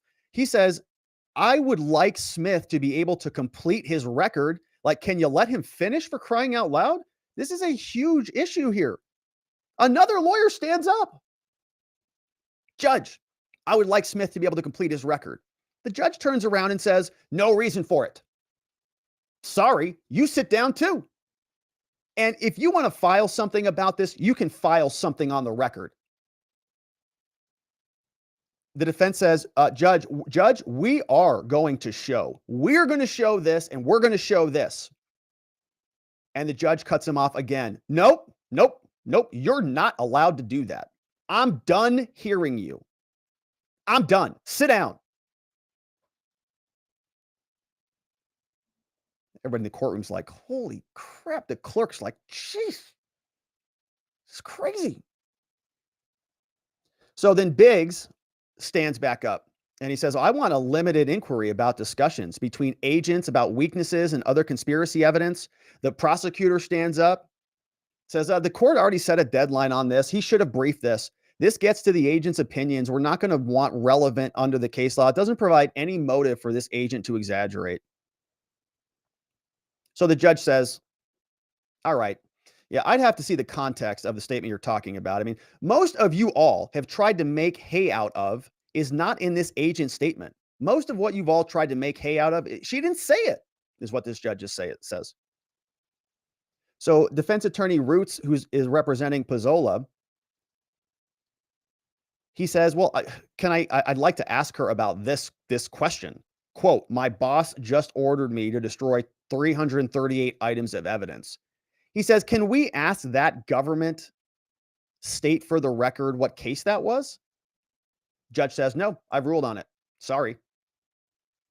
Already ruled on it. Shut up. So Carmen Hernandez, the third defense attorney who's now representing Rehl, she's standing up there now too. So you got these three defense attorneys who are like, what is going on right now? So Carmen Hernandez stands up. She says, Judge, just so we're clear on this, you're telling me that the court is just accepting the government's account about the destruction of evidence, but we should be allowed to question her about it? The judge says, well, I understand your argument. In context here, it's not this agent's statement, and there's no indication it has anything to do with this case, no connection to this case, and no connection to this agent. And Hernandez is still screaming off at the rooftop too. What the judge? But and the judge is just like, nope. Stephen Metcalf for Pezzola jumps in and objects to the briefing schedule. The judge says, all right, I already ruled on this. I gave an opportunity to file something on this. Some of you did, some of you didn't. Now, if there's a Sixth Amendment violation, that has nothing to do with the jurors' tasks. On the record I have now, there's only a tenuous nature of a relationship to this witness in this case, and I'm ruling it out. And so Metcalf, who's a defense lawyer, says, well, okay, if we can't ask about basically anything, I don't know how I'm going to proceed on cross-examination. The judge said, well, is the government going to produce a privilege log? How does the government want to address this? Well, they say that when our other prosecutor's back, she's going to give us a log And all the messages that were removed, none of them were sent by Miller and none of them were within the scope of the direct testimony. Now, Hernandez stands back up and she says, okay, Judge, well, I asked the government on Friday to provide me with a definition of classified and, quote, sensitive, because the FBI now says we can't have all of those rows because it's classified now, or sensitive FBI material that just got invented out of nowhere. And they never responded. The judge says, well, when I get these 80 lines coming back on the new spreadsheet, I can see if they're Jenks or Brady and whether they need to be turned over. So the judge says, all right, prosecutors, when you provide the judge, tell us which ones are sensitive and classified. And that's it. That's what happens. They bring the jury back in, and attorney Nick Smith resumes the cross-examination of FBI Agent Nicole Miller. Now, we're just going to go through a little bit of this because it's actually a little bit painful because he can't ask about almost anything because the judge prohibited all of that new evidence from coming in. We wanted evidence of these spreadsheet rows. We wanted evidence of deleting confidential human sources. We wanted evidence of manipulating evidence. None of it can come in except a little bit. Let's see where it goes. So the FBI agent Nicole is back on the stand. Attorney Nick Smith questions. He says, all right, Agent Nicole, have you had any conversations with prosecutors or other agents since we stopped our cross-examination on Wednesday? She says, no, I haven't. He says, now, in the course of your work, FBI agent, did you review or craft any confidential human source reports? She says, yes, I did. Is CHS and informant the same thing in layman's terms? Yeah. And did you ask another agent to edit out his name from a report? She says, yes, I did. Did you respond in any way suggesting that you were willing to do that? I don't recall. Would it refresh your recollection if I showed you this report? He shows her the response. She says, okay, my response says which one? Jury's back in the room now. The individual, she says, which one? The individual asking for his name to be removed was no longer involved in the investigation. The boss is not supposed to be on the report. So the defense says, well, when the agent says to edit out that he was present, that's a fact, right? Whether he was or wasn't present, like he's either there or not, right? Nicole says, this individual was at this time would have no longer been the handler for the source. I was responsible. The agent had been a recipient of the individual. That's what present meant. So present meant copied on the email. That's all that meant, right? It didn't even mean that you had to edit him out. It just meant copied. Yeah, that's what it meant. So the agent was asking you to enter a false entry. Is that what you mean? No, I had a conversation with the agent afterwards. My understanding is they hadn't read the email. So you copy somebody on an email, that makes them present at the email event. But if they get the email and don't read it, then they're not present, right? Because they didn't attend the email, so to speak. They didn't read the email. Their attendance at reading the email never happened. So she can go back in because the other person who received the email definitely didn't read it, and then you can delete it. Okay, but after the conversation, it was decided that the agent's name would stay on the report. Okay, so this agent is no longer handling the CHS. Is that right? Right. But that's separate on whether he was copied on the comms, right? Correct. And so your conversation is about whether you should edit out whether he was present on a comms. She says, well, kind of. I mean, it's not a yes or no question. There's more to it because there was a conversation afterward. Defense says, the agent asked you to remove the fact that he was copied on the message, right? Yeah. So a request he made of you was to make a false entry, right? No, we had a conversation after this. He says, all right, listen, we have to do this step by step, okay? Before the other conversation, before you talk to him after the fact, when you made that original change, the agent is asking you to make a false statement, isn't he? Well, no, I don't see it the same way that you do. He says, well, it's not a matter of opinion here, Nicole. If he was present on the communications, It's not true to say that he was not present, right? Right. And he was asking you to edit the report to say that he was not present, right? She says, well, it was for different reasons. But yeah, that's what the text reads. I had a conversation with an agent. He was unaware that he had been copied on the email because he was no longer the handler. But what ended up ultimately happening is he stayed on and someone else approved the report. So you would agree then that the explanation you just gave are reasons supervisors made the request that he did. She says yes. Smith moves on. There's a sidebar. And we get a lot more sidebars. Here's another sidebar. And we'll go on a little bit more. It says Smith is now eliciting that she interviewed Bertino.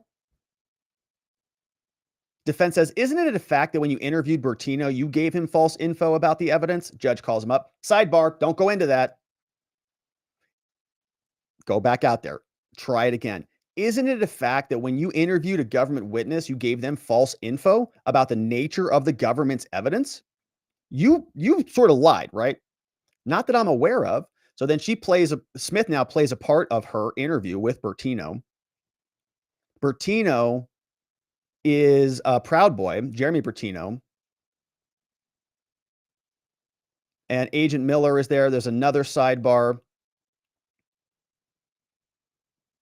Okay. And so we'll leave it there. Now, the rest of this goes into some other testimony. And so we'll pick this back up very likely tomorrow, because we'll see by tomorrow, we'll see responses to the other motions, the government. Well, maybe tomorrow we'll see it, but we'll see what happens with the case tomorrow. But the rest of this goes into some other additional trial footage. And so if you'd like to read the rest of it, I'd encourage you to follow Roger Parloff, who explains what happens for the rest of the trial.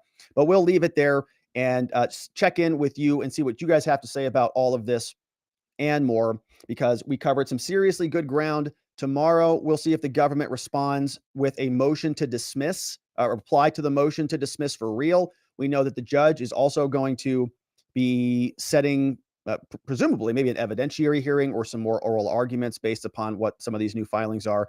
But Rehl's lawyers filing a motion to dismiss, Ethan Nordean's saying that they want to cross-examine Nicole Miller. We saw the judge did not allow that to happen. No new evidence came in really on that one at all, and we just skipped over that. So we also saw a motion to dismiss from Pezzola, the government's response on that one. And remember, oftentimes we'll also see replies come back. So we might see a reply on this one where Pezzola's lawyers actually, get the final word on it and they stack another motion in. So we'll keep our eye out on that one.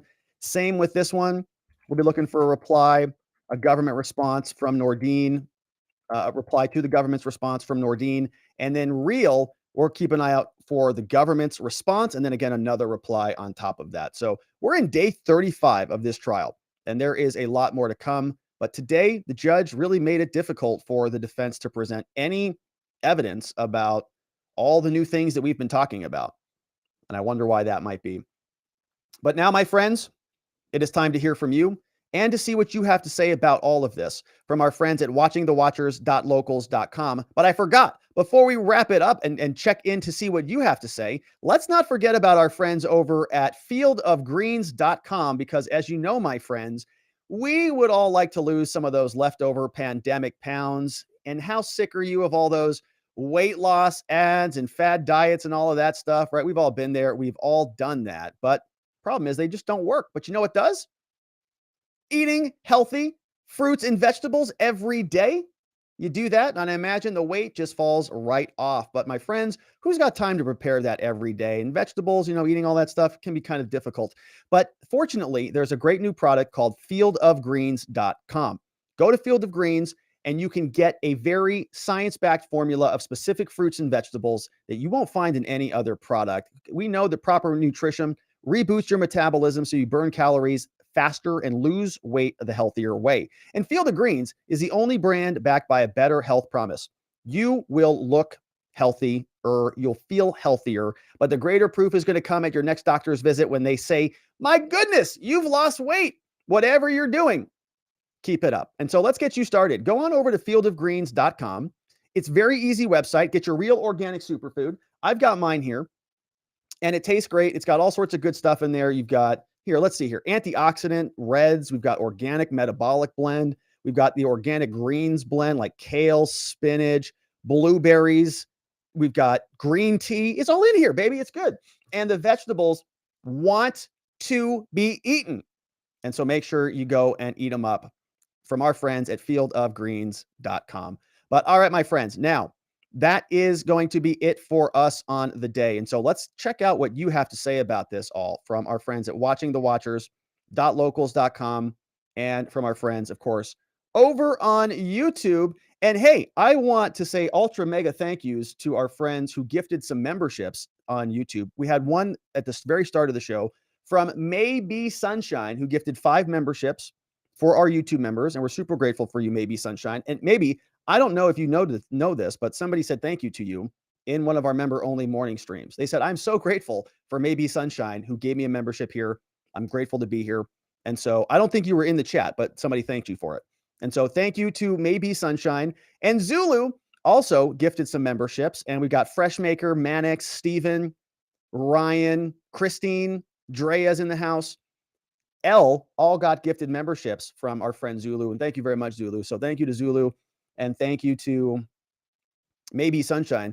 We have our member morning streams, sort of a morning show that we do. And so if you want to join up on YouTube or join up on watchingthewatchers.locals.com and join us for the fun. But now let's take a look. We had some very nice super chats come in from our friends on YouTube and some very nice ones from our friends on Locals and Rumble and all the places. Let's see what everybody is up to today. First one in the house is from Gen X Boomer. Says, please look at the lawsuit, Arizona Christian University versus Washington Elementary School. 3 new LGBTQ members on the board decided ACU can't be student teachers in WSD. 2 words, cat ears. Interesting. So I will take a look at that. Yeah, I see it right here, actually. Cool. I will take a look at that. Thank you for that one, Gen X Boomer. I have that one pulled up here. I don't know that we'll get to it on the show or anything, but I am looking at it right now. Interesting. Interesting indeed. And thanks for the tip there. Voice of the People says, I just caught an AI-generated article that left out all important information and tries to obfuscate the truth. I'm going to send you the video link in the email. Awesome. Yeah, I'll take a look at it. They're just AI, little magical machines. If you haven't watched the J6 GPT video that I did, right? Even the AI is regurgitating the woke talking points that you would expect it to. Eddie Oliver is here. Eddie says that Judge Kelly is no good. He says, I bet he's from AZ. I don't think he is. We're not going to take that one, Eddie. I know you try to blame everything bad on Arizona, but not everything is bad here. And I don't think Judge Kelly's from here. But shout out to Eddie in the great state of Texas. Lance says, you missed where it said he broke a window. I went back and got that, Lance. Thank you. I don't mean to skip through stuff like that. I was just flying through it. But yeah, I mean, Pezzola certainly, I think there's video of him breaching. Chansley not, right? Chansley, I think, walked in. But there was video of, I think, Pezzola breaching, breaking something. So again, you could call that violent, call it criminal damage. You could call it disorderly conduct, and charge him for that, right? I'm not saying that I'm not saying at all that there should be no criminal prosecutions for J6. I'm saying that the standards for J6 should match the other standards for other criminal prosecutions that have been brought in this country, namely the ones that have not been brought against the judges protesting outside of the people protesting outside the judges' houses, or the BLM protests, or the Antifa rioters, right? All of those people got slaps on the wrist, or non-prosecutions, or non-prosecution agreements, or diversion agreements. The J6ers, by contrast, less than 300 violent, and they're all getting prosecuted. Chanley got over 3.5 years. I mean, it's nuts. So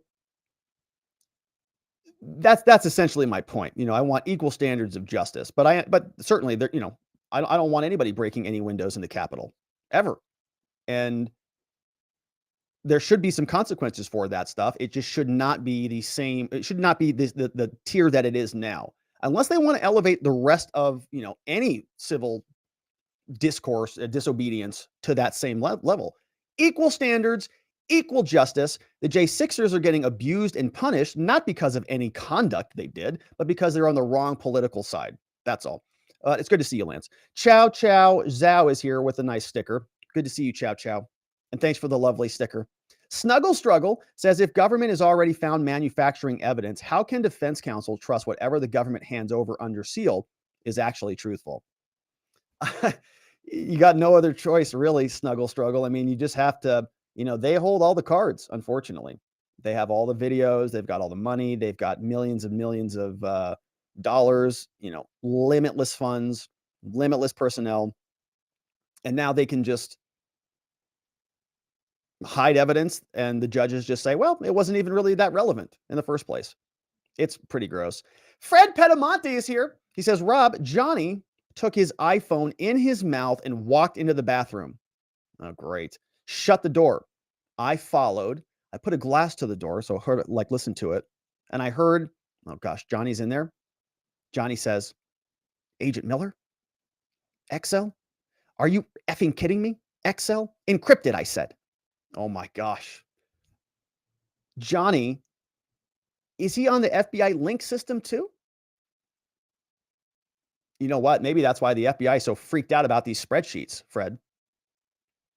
They got Johnny's communications. They know he's been talking with Epstein and Bill Gates and all the pharmaceutical companies. Oh gosh, we're in trouble. All right. Well, that's Johnny. Good luck over there, Fred. Fred's got a wild household. All right. Snuggle Struggle says, what I still find laughable about J6 Paranoia Commission and the J6 trials, the fact that the J5 terrorist bomber is still not found and all the info scrubbed regarding this terrorist on J5. Yeah, the guy who dropped the pipe bombs off. Whatever happened to that guy? Nothing happened to that guy. Couldn't find him. All of the Where's Waldo experts at the FBI sitting there with their crayons, just circling people's faces in photos all day. Oh, I think I got him. Did you get him? No, I couldn't find him. No. How many Waldos did you find today? Oh, I got 3 people. Oh, yeah. Then they get on their field trips and fly out to Arizona and Ohio and Idaho, and they round up all the insurrectionists. So, yeah, it is laughable that they're all playing those games to go find out somebody, who carried a flag into the building, but the guy who dropped the bombs off, no information on that one. And that wasn't the highlight of the J6 hearings at all. Why was that? Lance says, how does this not get thrown out? Your guess is as good as mine there, Lance. They should not even be prosecuted, right? If the FBI is manipulating evidence and creating these things, right? They said in those messages that they needed something to get over the conspiracy charge. They're grasping at straws to try to make this thing work. Why is it even being prosecuted at all? It's because it's political. Here, Newbie of Death says, spoon clank, y'all.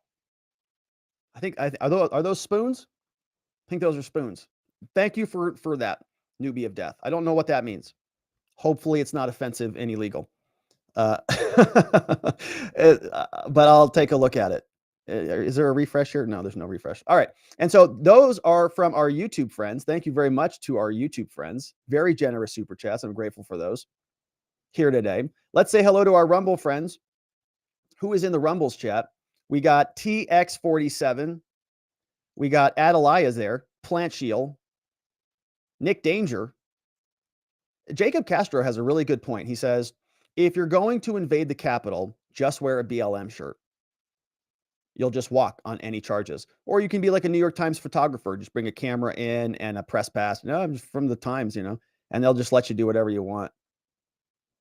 We got Salty ZT is here. What's up, Salty? Salty Zipper is in the house. We got Learn the Truth. We got Blue Bunny, NC Native. We don't know what those spoons were. I'm still trying to figure out what the spoons were. I'll have to dig into the spoons in a little bit. Clanked them? No, I'm not sure what that means. I'll have to learn about that. All right, and let's turn our attention over to our friends on Twitter to see what we've got over on Twitter. If there's any activity in the house. I think we got some comments over on Twitter, and we got 5 viewers over there, man. Things are out of control on Twitter. Here you go. Look at that. Wild times. All right. And so let's see who is in the house. We got Palmy No.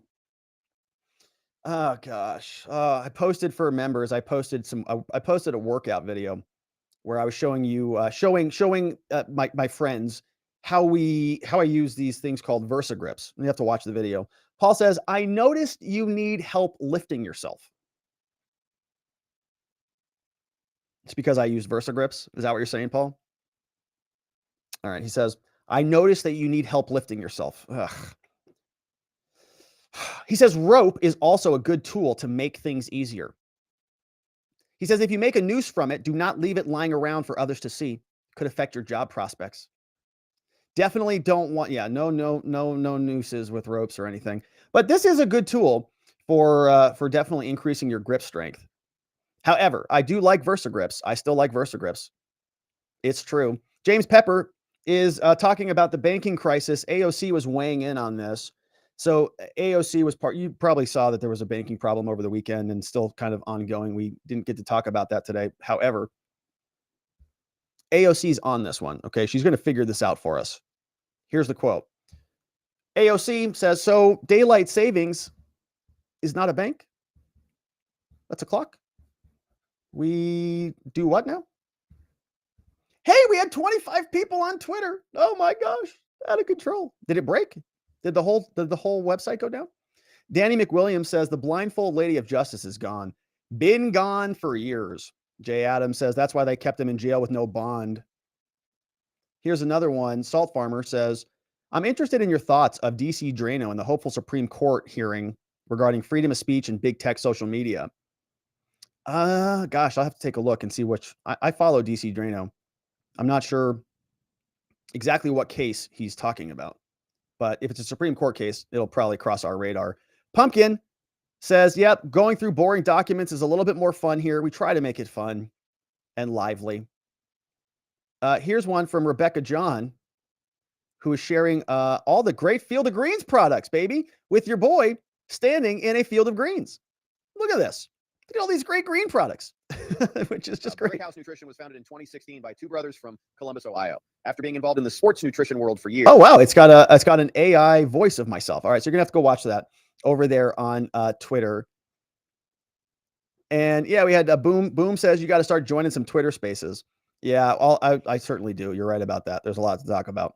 All right, and so those are from our friends over on Twitter. We're grateful for our Twitter friends as well, and I want to say thank you to our locals friends. Man, we got some really nice tips in here today from some of our locals friends. And we are going over to locals for our after party. And if you would like to join us, if you're a YouTube member, don't forget to sign up and grab the Telegram link. So if you become a member on YouTube, there's a community section. Grab the Telegram link so you can hang out for our after party.